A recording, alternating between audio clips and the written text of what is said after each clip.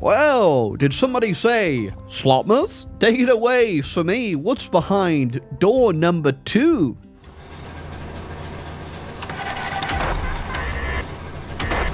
This lock. Who's this? Who greenlit this?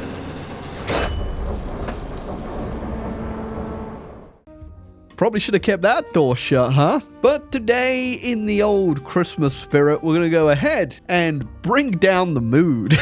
So it's been, I don't know, like a month, well, kind of just shy of a month when this video comes out, when the new DLC has now been out. You know, everyone's kind of had their opinions, and those opinions have been pretty strong. Now, at the current moment, as this video is probably being edited, so we go ahead and put the review score up of Hoi 4 right now, and then go ahead and put the review score up of No Compromise, No Surrender, just so people can see where we're at. Now, base game Hoi, you know, that's pretty good. That's always usually pretty good. I don't think I've ever seen it really dip anywhere. But the new DLC is certainly something. So yeah, we'll go ahead. We'll see what went right with the DLC today. We'll see what went wrong. And, you know, apparently there's quite a bit of it, as I'm a little bit out the loop currently, as I've played a couple games now in the DLC. And I've kind of had fun, I won't lie. So first off, we're going to go ahead and break this up into 2 parts here. We're going to look at my complaints with the DLC first, then we're going to look at what everyone else is saying, what they don't like about the DLC, and we'll see if we kind of meet up at some point. Now, first off, I did really enjoy my Japan game, and the second one was a little bit, not bad, but it was definitely worse than my first game. So just for context, the first time I went around, I went with the Shogunate, bringing back,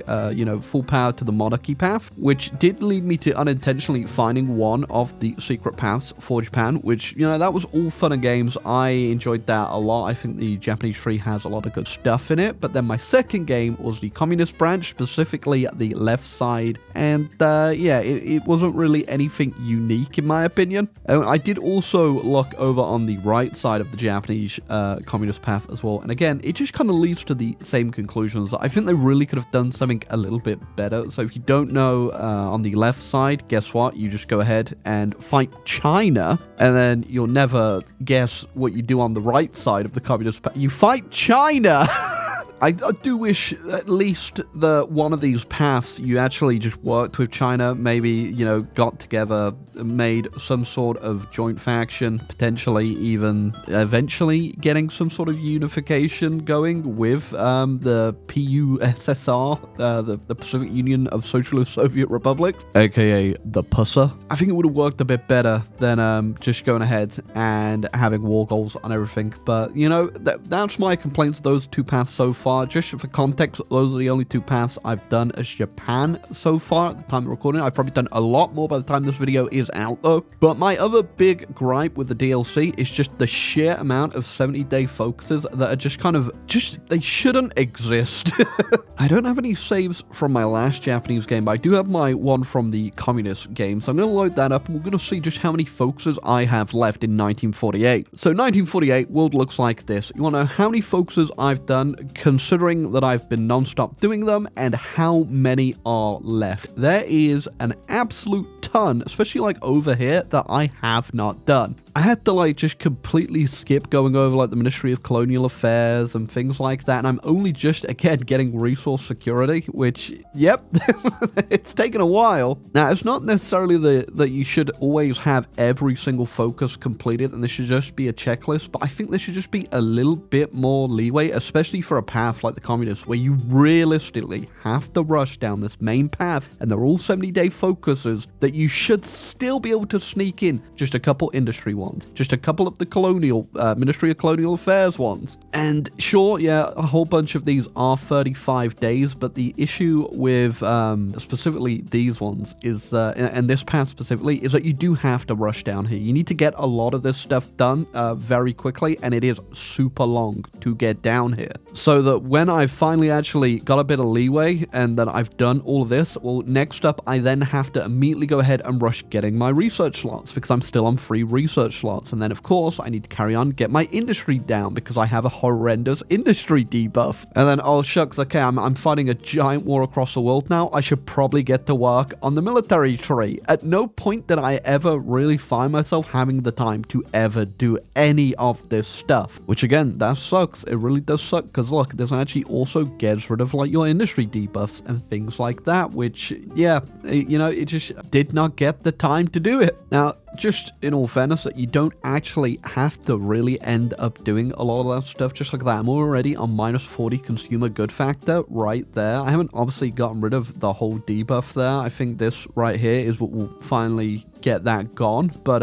yeah, it just would be nice to be able to fit in everything. And when I say everything, I don't literally mean like every focus should be done. I mean, you should be able to at least fill out a little bit of each tree. Not that you have to make it to the end of all of them, but yeah, just a little bit less on these main ones over here, which again are really, really long. Look at these. I even get these done 70 days, 70 days, 70 days, 70 days. Doesn't need to be like that at all. And then like you just end up missing stuff that you just really can't afford to end up taking, like over here, the modern Ashigaro up there. I mean, sure, that's not that great in my opinion. Having the recruitable pop early on would have been good, but for 70 days, I just can't fit it in. Then we go down to the bottom, we need that operative slot, but then I also have to invest in the one before it, which I don't want in the slightest. It's just, you know, it hurts. It hurts. I reckon you cut that down to 35 days, boom, you've sorted the issue, you get that to 70. Sure, that one right there is a lot better than that operative slot, and then it just makes more sense. I don't know how people like Paradox didn't see that. So that's my big complaint. I do like every,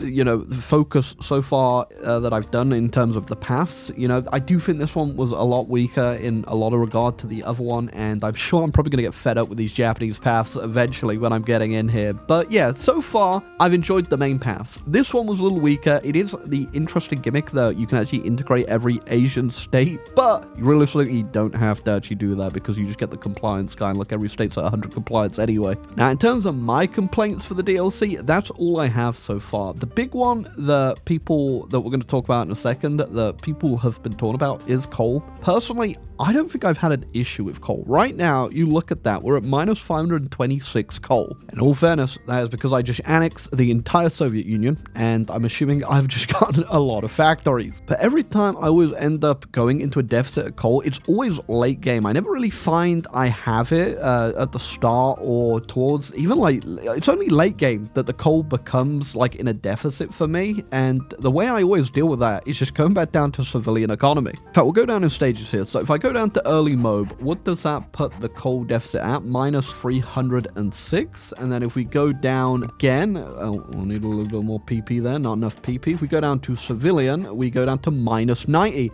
And did you notice that my factories just don't even go down at this point? So there you go. I could just import the rest of the coal I need, or specifically what would make way more sense is probably just building more coal. If we can get like an extra 35 coal right there, then I could just go around and build up any other coal I see. So coal has just not been an issue for me at all so far. I'm trying to like see from, you know, where people are coming from, where they think it's ruining their game, but late game is the only place I can really see where people just want to always be on war economy. Now, I mean, the debuffs for going down on your MOB, specifically, I think early MOB is probably going to be like the best place for you to be, realistically.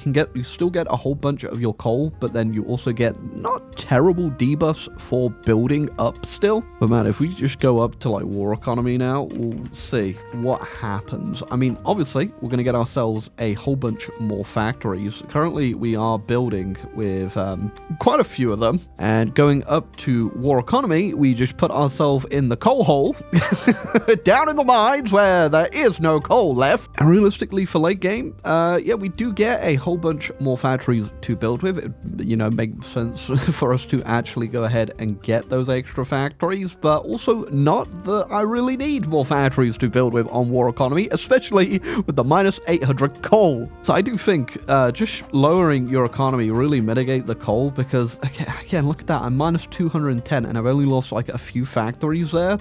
If I did just go around, get myself more coal build up, this would be fine. But, okay, the issue with coal doesn't end there. I personally haven't found an issue with coal so far. I've just worked around it, and I do like that there is input now for civilian factories. You can't just endlessly build up factories to the end game, and it just becomes, oh, I've got 7 billion factories. I mean, obviously, I still have 7 billion factories, but it does require power now, and we currently don't have any.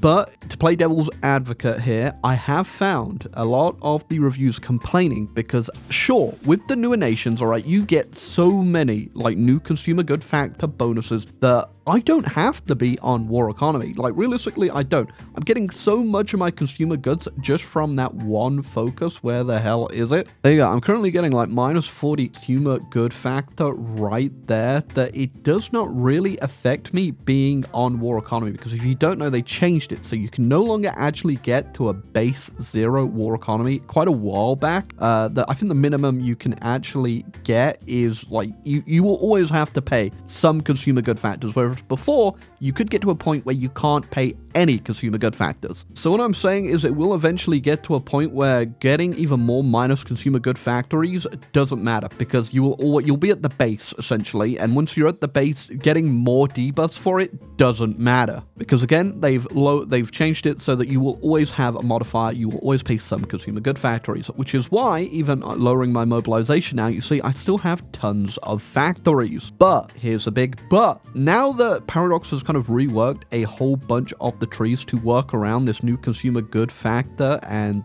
how it works, a lot of the old nations, a lot of the nations that don't have a lot of coal or a lot of these modifiers really get hit. So if you go around and we just look at a few of the provinces, like if we look at Yugoslavia right here, they've got 6 coal, 11 coal, 2 coal. Late game, I don't think that's probably enough coal for Yugoslavia. So currently, having a little look at Yugoslavia, it's 1948. They're running at 0 coal, so they are, right where they need to be realistically, but they are up to partial mobilization, which, it's not bad. I'm assuming they have some sort of consumer good factor. Nope, they don't have a single one. So if you were a player playing Yugoslavia and you don't have a very strong economy here in the slightest, and I mean, this is AI building, to be fair. This isn't very good. Essentially, what's happening is that AI, I'm assuming, is trading for coal. Yeah, they are trading for coal, which means they're now absolutely destroying their production anyway, because they can't actually afford to import any more of the stuff they actually need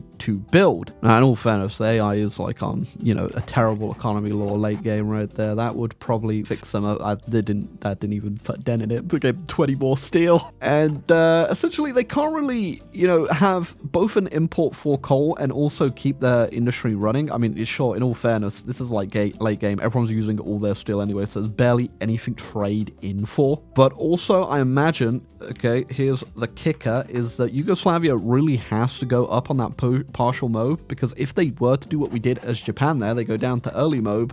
Now they have 4 civilians to build with. Sure, they get 4 more coal, but it's not worth it. It's not worth it in the slightest. So this is where the big complaint is coming from. Not specifically, I'm assuming, the newer nations, which can mitigate going down on their economy law, because you get so many bonuses for consumer good factor that you can afford to go down, because you will still get a whole bunch of your civilians. But there's a lot of nations that don't just have a lot of coal hanging around. So you can look around and you can see, which nations would be good, especially towards the late game. I mean, if you were ever going to play like a tool game, you didn't want to do too much expansion, you're just screwed if you want to keep building up late game, because there's nothing. Like, Romania has 6 coal. Wait, has Poland only got 3 coal? I mean, that's pretty bad, right? That's pretty damn bad. Well, they got 2 coal down there, but they don't own it currently. And, that coal, coal. The Czechs have coal. That's pretty good. That's a ton of coal right there. Shame you're going to get annexed by the Germans. So, that's the big complaint people are having, that coal is ruining a lot of these, smaller nations that they didn't put enough coal in. Let's be wrong. I'm assuming this is based on a historical amount of coal, or at least, there was a coal mine here. Let's put some coal down. maybe there could be, something, a little bit of a workaround here. So for a lot of big nations, specifically nations that can get a good consumer, factor down so that you don't have to worry. Oh my God, Germany's still got economy of conquest. They're probably not having fun. So I 100% agree with what people are saying in this regard. Paradox definitely needs to go in, find a better workaround. Maybe, I don't think just putting down more coal is going to be the answer here though, but specifically, maybe there could be like a better tech for it, a better gain on the excavation for that'd actually be worth doing, that you could get way more coal as these nations. So yeah, actually I didn't check. Do we have any resource prospecting? We don't. So we can't even build up more coal. Maybe there's just a way that you can just endlessly build up your coal then as a nation, specifically for late game potentially. I mean not endlessly. It'd be like any other, prospecting for resources decision where it will take time, but it keep going. You could get more than 6 coal in a province. I mean, that's just one suggestion that I can definitely see where people are coming from there. I'll give you that. It does make sense that a lot of nations now are just, they're not a fun time. And honestly, I reckon a good thing to do for late game is actually script in the AI to do some form of demobilization, because as you saw as Yugoslavia, if we just quickly go back to them, if you're trying to trade for resources late game, there's nothing, because everyone is still at their full mobilization, trying to fill all of their factories in. Now, of course, a demobilization just really brings us into territory of extending the game live. It's still a World War II simulator, but as you can see, as Yugoslavia, there's not a lot to import at this point. I mean, it could be done as simply as just having nations up their trade law again. If you just script in the AI at peace to go to, if they're a democracy, to go up to free trade. What's the UK have? They lowered theirs as well? They have. So I think as simply as just having nations up their trade law in peacetime would probably fix a lot of things. Oh my God, looking at their AI's trade, look at that. They're importing every bit of steel the UK can get, they're importing, or at least trying to import. Yeah, this was only really an issue with steel late game. I don't know if you remember that Vicky 2 game we did on Bo's channel, but same issue right here. There's just no steel in the world. But yeah, that is the coal issue in the game. I'm going to see right now, actually, if we play the UK, we're currently building with actually not a lot of factories, but we're also trading everything in the world to get a bit of steel. Hey, you got a bit of steel? I just need a little bit of steel. You haven't seen any steel? But I guess if we would go down to early mode as the UK, would that fix our coal? Yep, that fixes their coal. What are we still building with? Not a lot. Yeah, that's not that great. Like I said, a lot of the old nations that just don't get all the insane consumer good debuffs that a lot of the new nations get, they really need a bit of a rework on this. Now, that's not all the complaints we obviously have with the DLC. Coal is the big one I see though on the Steam reviews, stuff like that. I think Paradox are looking into it and trying to rework it at the moment anyway. Maybe they've already done a few patches as this has come out. Maybe potentially this could be a non-issue. But next up, we're going to go ahead and talk about pricing. Now, a lot of people always say just wait for a sale for Paradox games. I do think it makes sense in this regard, because this DLC, is now out for $24.99. I'm assuming a whole big push for Paradox is probably just getting people now to get the subscription, which, I mean, as the price goes up, it does make sense. And I think on sale right now, as I'm looking at it, Goddamn Rung is on sale 20% off, so it's at $17.99. And Goddamn Rung's base price is $21.99, and this is a bit more than that. It's actually crazy now I think about it. This is an extra £3 that has been added to this DLC, and that's 3 great British pounds. It hasn't just got into the Christmas treats that early, alright? It's not blowing up. 3 extra pounds for realistically a lot less content. So if you don't know, a lot of the features in this DLC actually just came into the update. So I'm just going to read off everything that came out in the update, not the DLC, so you can have just a gander of why maybe potentially the extra £3 worth of money out your pocket may not be worth it. So we got the existing faction mechanics expanded on with completely new systems. So you do get a version of the faction faction system, just not as much stuff. There's a lot more you can do in the DLC version of it. 60 new faction rules, added over 150 short, medium, and long-term faction goals, added a new faction theater system. Okay, so a lot of this is just in the update. Holy crap. You get the replace existing doctrine trees for Army, Navy, and Air with new doctrine system. Okay, that's just in there too. 3 new special projects, 19 new military spirits, reworked and added limit for state and province type buildings depending on the state type limits introduced for different island categories. I don't know what the hell that's about. Reworked naval invasions, added strategic locations, provinces that can have increased building limits, 23 new sub-doctrines for the no compromise, no surrender. I don't know. I think that's actually just for the DLC. Oh, and they've also added new sub-doctrines for, okay, so 1 new sub-doctrine for La Resistance, so that's an old DLC, added 4 new sub-doctrines for By Blood Alone, and reintroduced fleet home base system port from which fleet station, blah, blah, blah, blah, blah. Planes on carriers can now perform air missions while the task force is performing naval mission, added carrier stances. Okay, so pretty much everything is in the damn update. In comparison, for the extra £3, what you get, and this is assuming you don't really care too much about the new focus trees, because you will get the ahistorical tree for Japan for free in the DLC, not the DLC, in the update. You get the Japanese focus tree, the Communist China focus tree, the Nationalist China focus tree, the Philippines focus tree, new military doctrine, so you get the expanded version of the doctrine system with the 20 odd plus new sub-doctrines that you can get. Expanded faction system, wield greater control over allied countries and new and expanded faction rules and defined goals of your alliance. So I'm assuming you get more stuff you can do in your faction and making it, which we'll get onto the whole faction system in a second as well. Additional supporting features and quality of life updates such as new naval special projects and updates to naval combat with improved carrier mechanics. Honestly, there's not a lot in here, is there? So if you haven't followed along there, you get less, but you pay more.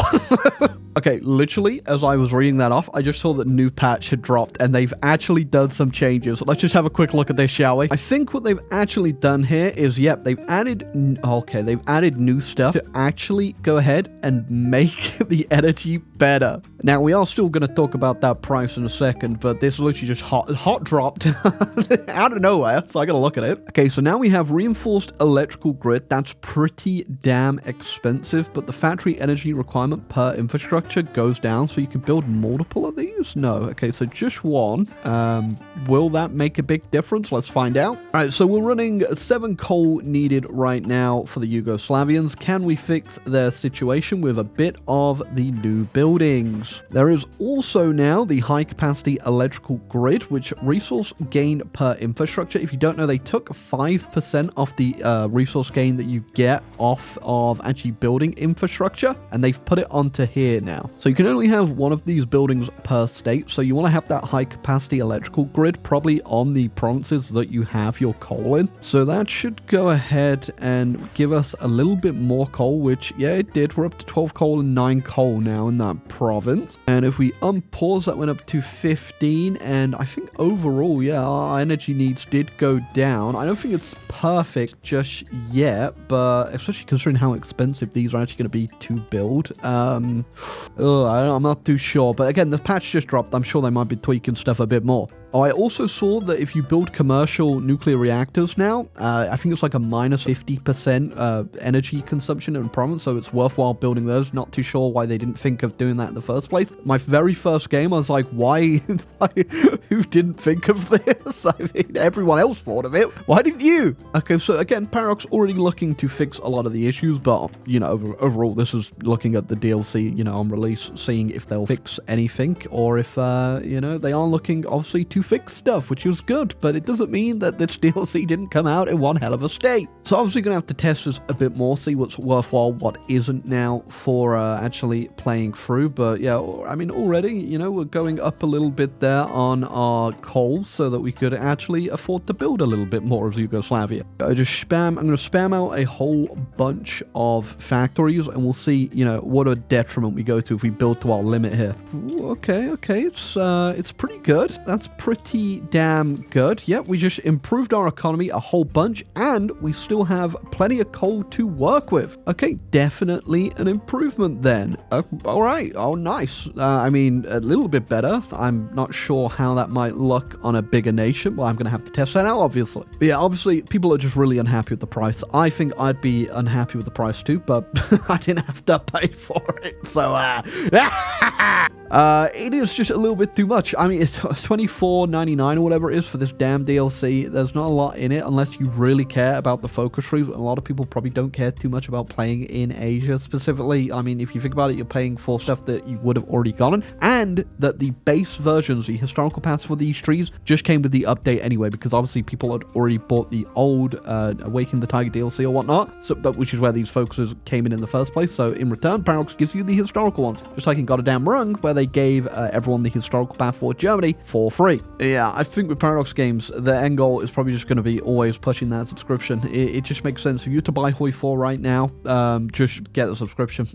I'm going to be real. That's what I tell everyone. Just try it with the subscription. If you like stuff that much, just pick between the DLCs that you like from that subscription, and there you go. That's all you need. I mean, that way you don't have to pay for like the South America DLC, your Graveyard of Empires. You don't have to pay for that. You just get you know straight away you don't have to pay for those. And potentially you could be like, well, a lot of the features from this DLC were also in the update, so I'm not going to pay for that one either. So I do think the price is too much, and I think this is kind of a worrying trend where these DLCs just keep going up and up in pricing, and if realistically you're getting less because we got less here. You know, where's that going to be like 5-10 years from now in terms of these games? Are we going to be paying like full price for what would be a normal game for a DLC? I mean, are we going to be looking at $40 DLC in 10 years from now? I really hope not. There's got to be a point where people simply say no. And yeah, I mean, I don't know the back end, you know, demographics of who's buying what, if it actually is worthwhile buying, you know, raising the price, or if, you know, if this was just a $18,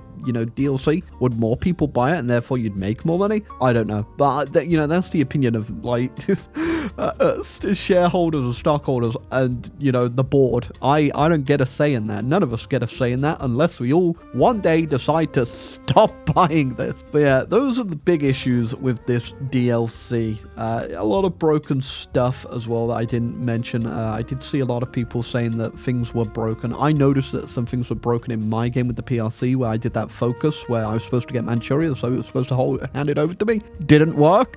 But I expect that on release from Paradox, where like a focus isn't working right. I don't expect everything else that people are complaining about, obviously with the balance. Now, obviously Paradox have seen that. They're working it out, and it's going to be interesting to see in the long term if this will actually change people's opinion. I'm not too sure it will. I think the water's been poisoned at this point, and it's never going to come back, let's be real. But I'm interested to see your thoughts down below. Let me know in the comments what you think of the DLC, especially because this video right now is going to be recorded like 2 weeks before this video even comes out. So did the opinion change? Did people actually come back around to the DLC? What did you think? Because you've, I'm assumingly, tested out all these new features that just dropped today for me. But yep, that was another Slotmas episode for today.